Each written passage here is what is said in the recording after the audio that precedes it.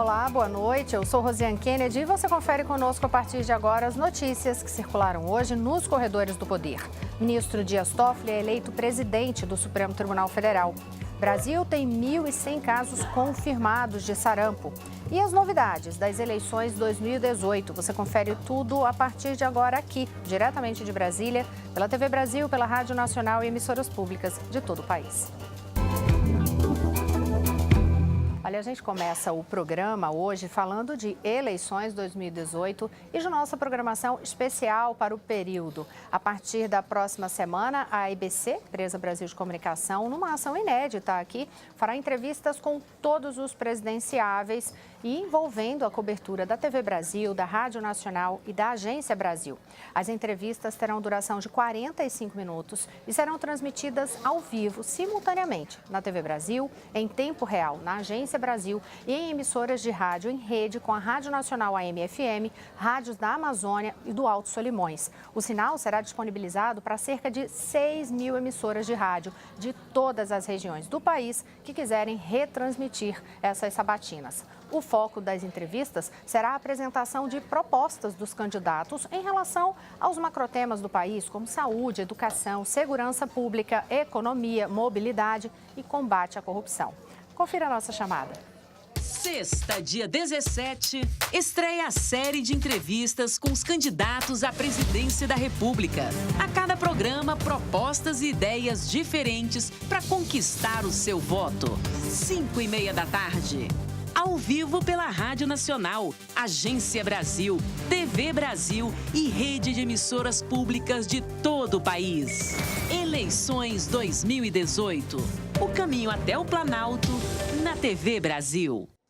Esperamos que esta iniciativa inédita na EBC seja aí uma forma de reforçar a democracia no país. Em relação a isso, inclusive pode ser que nos últimos dias você tenha sentido falta da minha presença aqui nos corredores do poder, justamente porque eu estou envolvida com esse projeto em relação a essa programação especial sobre as eleições. E por falar em eleições, até o momento, somente 2 candidatos à presidência da República registraram a candidatura no Tribunal Superior Eleitoral. São eles: o candidato do PSOL, Guilherme Boulos, e a candidata do PSTU, Vera Lúcia. Boulos foi o primeiro a fazer o registro na segunda-feira.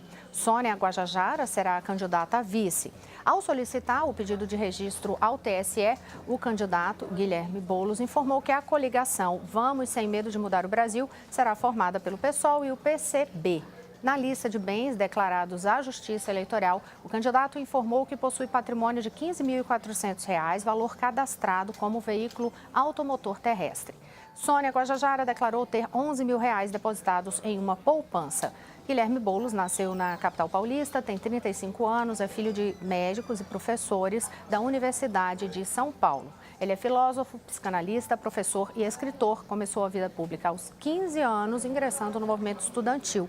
Atualmente, ele é coordenador do Movimento dos Trabalhadores Sem Teto.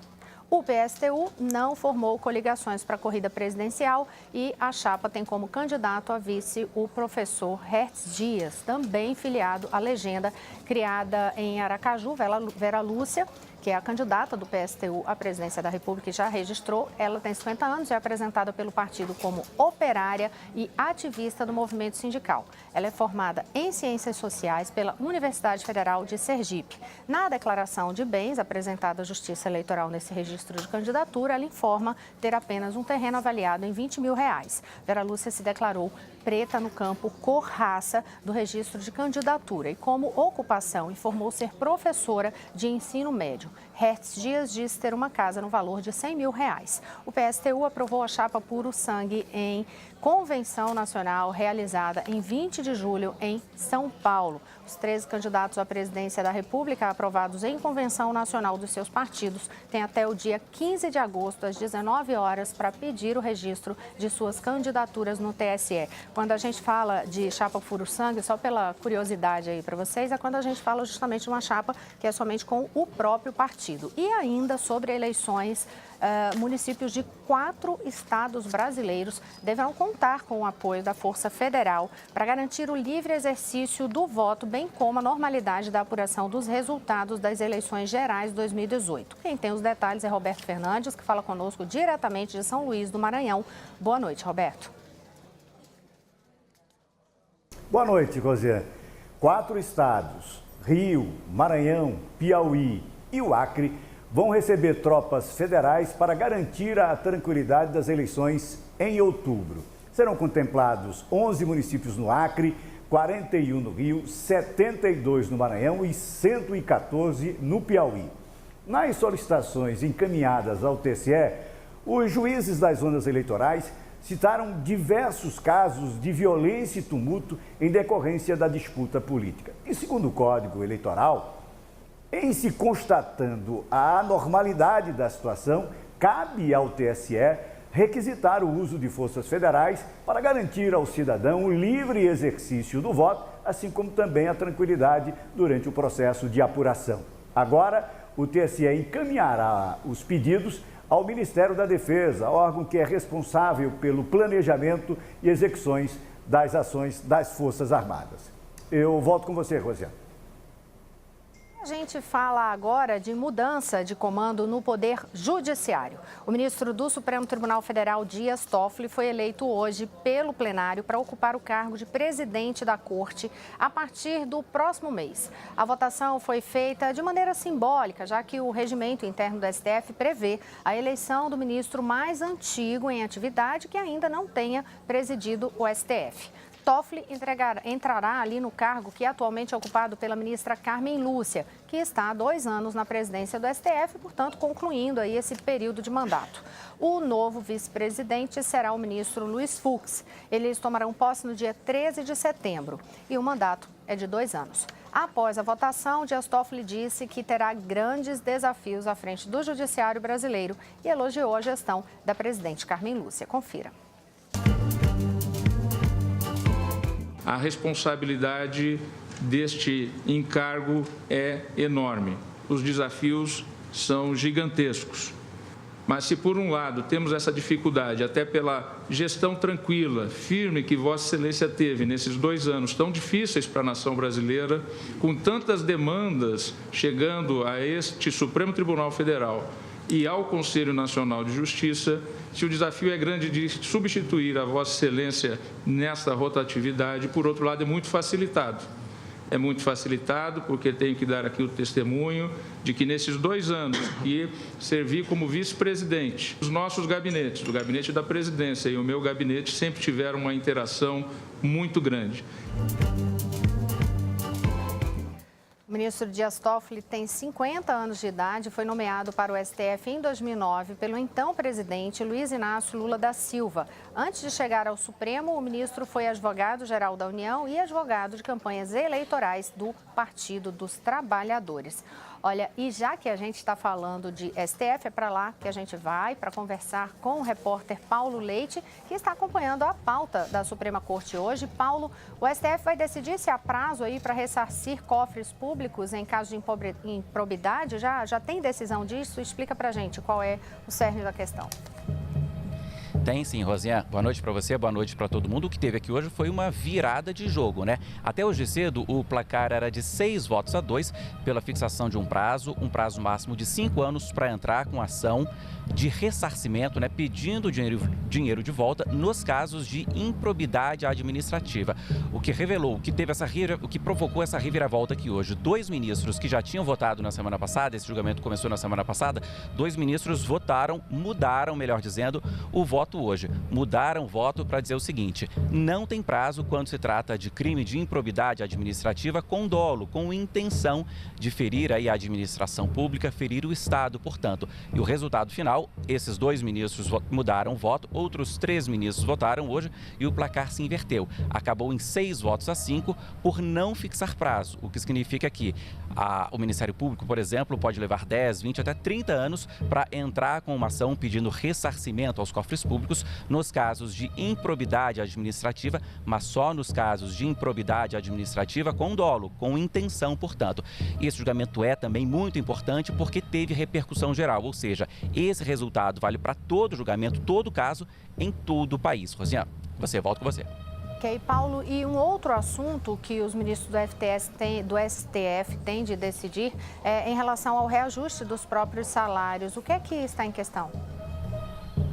Rosiane, os ministros estão reunidos neste momento aqui no Supremo Tribunal Federal, no terceiro andar aqui do prédio principal do Supremo Tribunal Federal, onde fica o gabinete da ministra Carmen Lúcia, presidente aqui da Corte, definindo justamente esse ponto aqui. E a Corte também está dividida neste ponto. Alguns ministros acham que eles não devem ter reajuste. Outros ministros acham sim que eles têm que ter reajuste. Agora, isso vai ser definido hoje. Se tiver reajuste, isso vai para o Congresso como um projeto, né, para que tenha reajuste. Se não, a proposta é não ter reajuste e isso vai depender aqui hoje de uma decisão dos próprios ministros. E por que isso é tão importante? São dois pontos. Primeiro, porque o salário de um ministro aqui do Supremo Tribunal Federal hoje é de R$ 33.700. É o teto do funcionalismo público no Brasil. Em tese, ninguém pode ganhar mais do que esse valor. E o segundo ponto é que esse valor é vinculado com o salário dos demais magistrados. Se o salário dos ministros aqui do Supremo sobe, o dos demais juízes,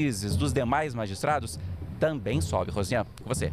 Obrigada, Paulo. Só deixando claro, né, que ninguém, no caso de serviço público, no caso da iniciativa privada, aí é a iniciativa privada que controla salários, oferece esses patamares. O que Paulo ressalta aí é muito importante, de fato, é esse teto do judiciário que serve aí de base para ser o teto de todo o funcionalismo público no país. Agora, mudando de pauta, o Ministério Público Federal denunciou hoje 24 pessoas por crimes na área da saúde envolvendo o Instituto Nacional de Traumatologia e Ortopedia, numa investigação ali no Rio de Janeiro, que é desdobramento da Operação Lava Jato. E nesse mesmo dia, no Supremo Tribunal Federal, o ministro Gilmar Mendes decidiu soltar 3 executivos, alvo dessas investigações. Quem tem os detalhes para a gente é Marcelo Castilho, na redação da TV Brasil no Rio. Boa noite, Marcelo.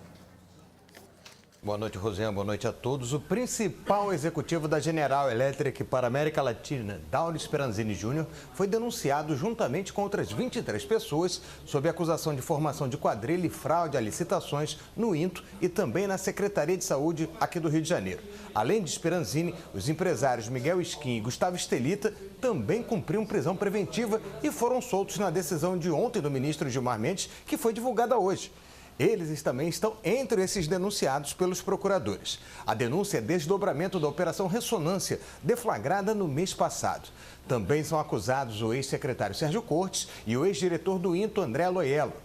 O empresário Miguel Skin, que havia sido preso no ano passado e liberado também por um habeas corpus de Gilmar Mendes, é apontado como o organizador das fraudes aos pregões internacionais desde 1996. As acusações contra Speranzini se referem principalmente a fatos relacionados ao período em que ele esteve à frente da Philips Medical no Brasil, até 2010. A Procuradoria cita, contudo, caso ocorrido após ele assumir esse cargo que ele ocupa hoje na GE. Outro executivo da Philips do Brasil, Frederic Knudsen, também foi denunciado. Segundo o Ministério Público Federal, as investigações mostram que Skin cobrava um pedágio de 13% sobre os valores de contratos para o fornecimento de próteses e órteses. A comissão cobrada para empresas internacionais chegava a 40%. Grande parte das informações sobre a atuação da Philips no Brasil foi obtida por meio de um depoimento de um ex-funcionário da companhia. Informações essas que já eram conhecidas desde a prisão de Speranzini Jr. Rosiane. Obrigada, Marcelo. Ainda sobre decisões de Gilmar Mendes, ontem o ministro determinou a suspensão da ação penal que tramita na Justiça do Rio de Janeiro contra o empresário do ramo de transporte, Jacob Barata Filho. Ele seria interrogado hoje pelo juiz da 7ª Vara Federal do Rio, Marcelo Bretas. Jacob Barata Filho é investigado no âmbito da Operação Ponto Final, que também é um desdobramento da Lava Jato. O pedido de suspensão foi feito pela defesa do empresário, que alegou que o processo deveria tramitar na 5ª Vara Federal e não na 7ª. Gilmar Mendes acatou os argumentos da defesa e decidiu conceder a liminar, que suspende, então, a tramitação desta ação até julgamento de mérito definitivo no Supremo Tribunal Federal. Lembrando que Jacob Barata Filho foi preso em julho de 2017, quando tentava embarcar para Portugal com a família. E foi o próprio ministro Gilmar Mendes que mandou soltar o empresário no ano passado. Agora, ainda sobre decisões no STF, o ministro Edson Fachin aceitou a desistência da defesa do ex-presidente Lula em relação àquele pedido de soltura dele. E Mariana Jumba, que está aqui ao meu lado, conta os detalhes. Boa noite, Mariana. Boa noite, Rosiane. Pois é, essa desistência foi homologada hoje pelo ministro Fachin, que é o relator desse caso no Supremo. Os advogados de Lula queriam que ele aguardasse em liberdade o julgamento de um recurso sobre a sua condenação, mas desistiram para evitar que o Supremo julgasse também se o ex-presidente está inelegível. A previsão era de que o Supremo julgasse esta semana o pedido de liberdade e, junto o pedido do ministro Fachin, esse pedido de liberdade, o ministro Fachin fez também um pedido junto para que se fosse avaliado se o ex-presidente está enquadrado na lei da ficha limpa. Lula foi condenado a mais de 12 anos de prisão por corrupção e lavagem de dinheiro no caso do triplex do Guarujá. Ele nega ser dono do apartamento que teria recebido da OAS. Rosiane. Obrigada, Mariana Jungmann. Mas antes, eu sei que você tem mais uma informação, né, que é a respeito, aí a gente muda até de assunto, que é sobre um relatório que a Polícia Federal apresentou com as conclusões referentes àquelas investigações sobre o acidente de avião que resultou na morte do ex-governador de Pernambuco, Eduardo Campos, caso que ocorreu há 4 anos, foi dia 13 de agosto. O que você tem de novidades em relação ao que foi apresentado nesse relatório? Rosiane, a Polícia Federal concluiu que não há como determinar o que provocou a queda do avião, mas descartou a hipótese de sabotagem. O gravador da aeronave não fazia registros há 2 anos e a maior parte das peças do avião ficaram muito danificadas com o impacto, tornando impossível a realização de perícia nelas. Com isso, as investigações foram encerradas e a PF recomendou para o Ministério Público o arquivamento do inquérito. A Polícia Federal entende que o avião pode ter colidido ou tentado desviar de alguma coisa, pode ter acontecido também uma desorientação espacial do piloto ou falhas em peças que ficam na cauda do avião e atuam para dar estabilidade durante o voo. Em outra investigação, divulgada em janeiro de 2016, peritos da Força Aérea Brasileira concluíram que a queda ocorreu por uma conjunção de fatores que incluiu as condições meteorológicas e a atitude dos pilotos. O avião caiu em Santos, em São Paulo, em agosto de 2014, como disse a Rosiane, quando o Eduardo Campos era presidente da República. Candidato a presidente da República. Junto com ele, morreram mais 6 pessoas, Rosiane. Obrigada, Mariana Jungmann, que naquele ano até gerou toda uma mudança em relação ao quadro eleitoral, né, que teve que mudar candidato, enfim. Agora a gente vai para um breve intervalo e no próximo bloco você confere notícias sobre a situação dos venezuelanos no Brasil e também sobre sarampo. Daqui a pouquinho eu volto já. Olá, estamos de volta. Eu sou Rosiane Kennedy. Você confere com a gente as notícias que circularam hoje nos corredores do poder. A gente abre este bloco já com a informação de que o Ministério da Saúde divulgou o boletim epidemiológico que revela que o país já tem 1.100 casos confirmados de sarampo. Vanessa Casalino tem os detalhes para a gente. Boa noite, Vanessa. Oi, Rosiane, boa noite para você, boa noite a todos. De acordo com esse último boletim epidemiológico que foi divulgado hoje pelo Ministério da Saúde, o país tem, como você disse, 1.100 casos confirmados de sarampo, 788 no Amazonas e 281 em Roraima. Existem outros considerados isolados, um aqui em São Paulo, 14 no Rio de Janeiro, 13 no Rio Grande do Sul, um em Rondônia e 2 no Pará. Outros 5.000 casos continuam em investigação no Amazonas e mais de 111 em Roraima. O país tem hoje também 5 mortes confirmadas por sarampo, 4 em Roraima e 1 no Amazonas. A gente lembra que a campanha nacional de vacinação contra o sarampo e a poliomielite começou na segunda-feira, vai até o dia 31 de agosto. Tem dia D de mobilização no dia 18, um sábado. Todas as crianças com idade entre 1 e 5 anos devem ser levadas aos postos de saúde, independentemente da situação vacinal. A meta é imunizar pelo menos 95% do público-alvo para evitar o retorno dessas doenças que já estavam erradicadas no Brasil. Rosiane. Obrigada, Vanessa. E a gente atualiza agora informações sobre a polêmica em torno da entrada de venezuelanos no Brasil. O governo de Roraima informou hoje que vai recorrer da decisão que reabriu a fronteira do estado com o país vizinho. E o ministro da Segurança Pública, Raul Jungmann, também falou sobre o tema, voltou a defender hoje o acolhimento dos imigrantes no Brasil. Disse que não é momento de o país virar as costas aos venezuelanos. Quem tem mais detalhes é Mariana Júnior. Pois é, Rosiane, o governo de Roraima quer que a decisão sobre o acesso de imigrantes venezuelanos ao Brasil seja decidido pelo Supremo Tribunal Federal. A gente lembra que na segunda-feira a ministra Rosa Weber já decidiu quanto a um pedido semelhante feito pelo governo de Roraima em abril. Como a gente noticiou aqui no programa, Rosa Weber negou o fechamento da fronteira. O governo federal também já se manifestou diversas vezes contrário à ideia do fechamento da fronteira e hoje o ministro da Segurança, Raul Jungmann, voltou a defender o acolhimento dos venezuelanos em solo brasileiro. Para ele, está havendo uma interferência tóxica do debate eleitoral nessa questão. O ministro também lembrou que o Brasil é um país de imigrantes e disse que não é hora de nós virarmos as costas para os venezuelanos que passam por um momento difícil. Por fim, o ministro defendeu o governo federal das acusações do governo de Roraima de que Brasília tem se omitido em relação ao problema e afirmou que o Palácio do Planalto tem dado sim, todo o apoio ao Estado. Ele deu as declarações durante um encontro da Confederação Nacional da Agricultura para tratar de combate à criminalidade no campo. Nesse mesmo evento, inclusive, Jungmann falou sobre o caso Marielle Franco. Sobre isso, a gente volta ao Rio de Janeiro para falar com o Marcelo Castilho, né, Marcelo? Exatamente, Mariana. O ministro Raul Jungmann afirmou hoje que há uma complexidade em torno da morte da vereadora Marielle e também do motorista dela, Anderson Gomes. Para o ministro, essa dificuldade está no fato de envolver agentes do Estado.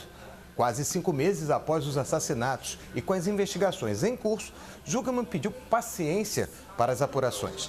Ele participou dessa assinatura de parceria com a Confederação de Agricultura e Pecuária e foi questionado pelos jornalistas sobre o andamento das investigações sobre Marielle Franco. Apesar das dificuldades, Jungmann disse estar confiante que os responsáveis pela morte da vereadora serão punidos. O ministro disse que há necessidade de estabelecer quem executou, quem é o autor intelectual do crime e obter provas para isso.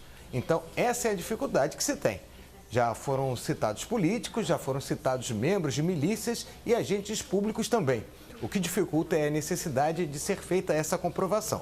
Mas, segundo o ministro, vai chegar a hora da justiça e ele tem certeza que a gente vai conseguir punir os responsáveis pela morte da Marielle. Rosiane. Obrigada, Marcelo. E a gente fala agora da aprovação de um projeto que já vai para a sanção presidencial, que impacta diretamente na vida das mulheres. No aniversário de 12 anos da Lei Maria da Penha ontem, o Senado aprovou um projeto para punir quem fere a dignidade sexual dos outros. Mariana tem detalhes sobre esse projeto. Rosiane, o projeto aumenta a pena para os casos de estupro coletivo e tipifica os crimes de importunação sexual, vingança pornográfica e divulgação de cenas de estupro.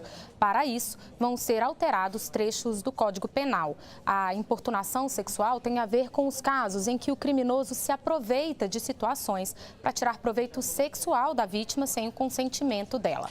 É o caso, por exemplo, de homens que assediam mulheres no transporte público, quando ele está lotado, ou daquele episódio que ficou conhecido nacionalmente, quando um homem ejaculou numa mulher dentro de um ônibus. Esse comportamento, que até agora era considerado apenas uma contravenção punível com multa, agora passará a ser crime com pena de 1 a 5 anos de reclusão. O projeto também determina a mesma pena para quem cometer o crime de vingança pornográfica, que aí se trata do ato de divulgar, vender ou oferecer imagens com cenas de estupro ou de sexo, nudez ou pornografia sem consentimento das pessoas que aparecem no vídeo ou na foto. Se o ato o ato for praticado por vingança ou para humilhação de alguém com quem o autor se relacionava intimamente, a pena é agravada de 1 a 2 terços. Por fim, nos casos de estupro coletivo, foi feito um ajuste no agravamento da pena. Atualmente, os casos de estupro com a participação de vários criminosos têm a pena agravada em 1/4. Pelo texto, a pena passa a ser aumentada em até 2 terços. Esse mesmo agravamento de pena foi adotado para o chamado estupro corretivo, quando alguém pratica esse ato para punir outra pessoa ou controlar seu comportamento. Rosiane, esse projeto segue agora para a sanção do presidente Michel Temer. Olha, Mariana, já que a gente está falando em votações no Congresso, vamos saber o que Daniel Ito conta para a gente a respeito da pauta. Daniel, teve decisão lá em relação àquele pedido de cassação de mandato de Paulo Maluf? Boa noite. Boa noite, Rosiane. Boa noite a todos os que nos escutam. Olha, Rosiane, não teve decisão. A mesa diretora da Câmara chegou a se reunir hoje, mas houve um pedido de vista coletivo, pois os integrantes entenderam que é necessário pedir esclarecimentos ao STF antes de decidir sobre o mandato do deputado afastado Paulo Maluf. Mas se não andou essa pauta, outras avançaram aqui no Senado. As 2 medidas provisórias editadas pelo governo durante a greve dos caminhoneiros. Aquela primeira que obriga a Confederação Nacional, aliás, a Companhia Nacional de Abastecimento a contratar 30% do transporte de grãos de transportadores autônomos, e também a medida provisória que isenta a cobrança de pedágio para eixos suspensos nos caminhões vazios. Essas 2 medidas provisórias, elas atenderam a reivindicações dos caminhoneiros, foram aprovadas no Senado hoje, já haviam sido aprovadas ontem na Câmara dos Deputados e agora seguem para a sanção do presidente Michel Temer. Essas são as informações, Rosiane. Obrigada, Daniel Ito. E a gente vai encerrando o noticiário por aqui hoje, mas eu já aproveito para lembrar você que amanhã, Mariana Jungmann, que está no comando do nosso Nos Corredores do Poder até esta semana. E lembra que os detalhes você confere de tudo que a gente noticia aqui no site agenciabrasil.abc.com.br. Uma boa noite a todos. Até mais.